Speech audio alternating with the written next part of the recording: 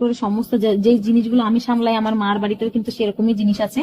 তো আমার মাকে এইভাবেই সামলাতে হয়। তো আমাদের বাড়ির যে কটা বোন, আমরা ছয়টা বোন আছি, আমরা যে এত খাটতে পারি, ভগবান আমাদের অনেক সহ্য বা ধৈর্য শক্তি অনেক দিয়েছে।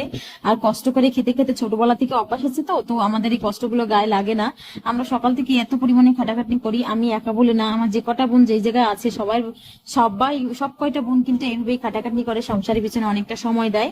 আজকাল দুনিয়ায় দেখো অনেক মানুষই আছে অল্প একটুখানি মানে নিজের শরীরের দিকে চর্চা করে বা নিজের দিকে দেখে ধ্যান দেয়, কিন্তু আমরা কিন্তু সেরকম নয়। আমরা আগে সংসার দেখি, তারপরে নিজের শরীর দেখি। আগে সংসারে প্রত্যেকটা মানুষকে ভালো মতো খাইয়ে দাইয়ে নিজের মতো করে রাখে, তারপরে যেটুকু জোটে সেটুকু খাওয়া আমাদের কিন্তু অভ্যাস, এটাই কিন্তু আমাদের সংস্কার। আমরা এইভাবেই কিন্তু বড় হয়েছি। আমার কখনো ভাবিনি যে আগে নিজেরটা খেয়ে নেবো, তারপরে কে খেলো কে না খেলো সেটা দেখবো না। আমাদের কিন্তু সংস্কার কিন্তু এরকম না। আমার মাও জয়েন্ট ফ্যামিলিতে থাকে, আর আমরা জয়েন্ট ফ্যামিলি থেকেই বড় হয়ে এসেছি। আমরা জয়েন্ট ফ্যামিলির মানেটা বুঝি। আমার বাবা মা হচ্ছে অত্যন্ত গরিব ছিল। আমার বাবা মার একদম কিছু মানে জিরো থেকে শুরু হয়েছিল ওদের জীবনযাপন, বুঝতেই তো পারো। অভাবের সময় যখন 91-92 আমার মা বাবার ম্যারেজ হয়েছে, তখনকার দিনের অবস্থা বুঝতে পারো কিরকম অবস্থা হতে পারে। তো সেই দিন থেকে আমাদের এই আজকের দিনের সংঘর্ষ অনেকটা বড় আমার বাবা মার কাছে। দিনে এমন হয়েছে মানে কুলির কাজ করলে খাওয়া জুটেছে, না হলে মানে খেতে পারেনি। জল ভাত খেয়েও মানে জল ভাত যে জোগাড় করবো সেটুকুর সমর্থ ছিল না আমার বাবা মা। মানে ছোটা বাচ্চা, ছটা বললে ভুল হবে, সাতটা, যেহেতু বলে 6 বোন 1 ভাই, 7 ভাই বোনকে সাথে আমার ঠাকুমা ছিল আমাদের সাথে, আর আমার বাবা আর মা, মানে আমাদের টোটাল 10 জনের সংসার ছিল। 10 জনের সংসার থেকে আজকে আমার বাবা মা কতটা কষ্ট করে আমাদের মানুষ করেছে, তো সেই কষ্টটা আমরা ছোটবেলা থেকে করেছি, যার জন্য আমরা পারি, আমরা এত খাটাখাটনি করতে পারি।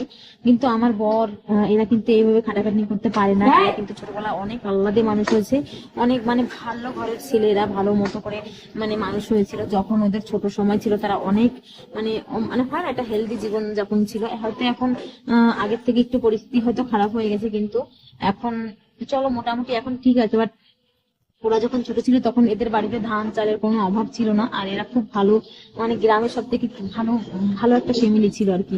তবে দিনে দিনে হয় না, মা না থাকলে যেরকম হয় আর কি, যে সন্তানদের, তো সেরকম হচ্ছে অবস্থা। দিনে দিনে পরিস্থিতি একটু খারাপ হয়ে গেলেও এখন ধীরে ধীরে পরিস্থিতিটা সুধার হয়ে আসছে আর কি।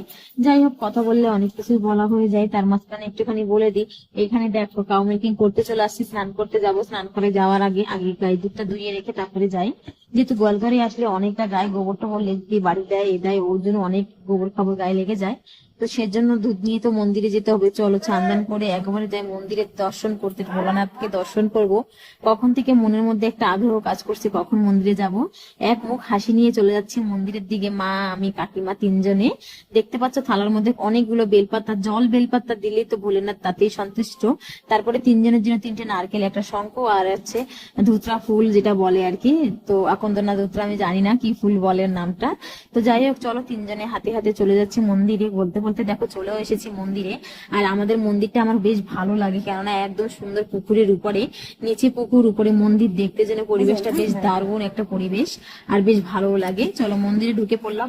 ভোলেনাথকে ঘন্টি বাজিয়ে ভোলেনাথকে একটু আমার দিকটায় ধ্যান দিতে বললাম, যে ভোলেনাথ তুমি আমার দিকটা একটু দেখো, আমাকে আর কত কষ্ট দিলে, একটু তাকাও। ছোটবেলা থেকে তো অনেক কষ্ট পেয়েছি, সারাটা জীবন কি এভাবেই কাটবে?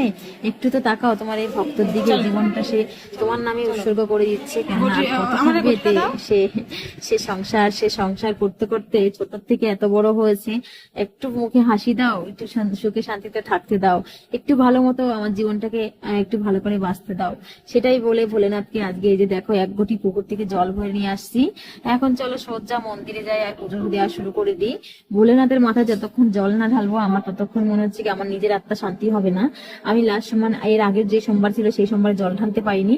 আমি চেয়েছিলাম শ্রাবণ মাসের যে কটা সোমবার পড়বে সব কটা সোমবারে আমি জল ঢালবো, কিন্তু কিছু কিছু মেয়েদের প্রবলেমের জন্য আমি গেছি সোমবারে জল ঢালতে পারিনি ভোলেনাথের মাথায়।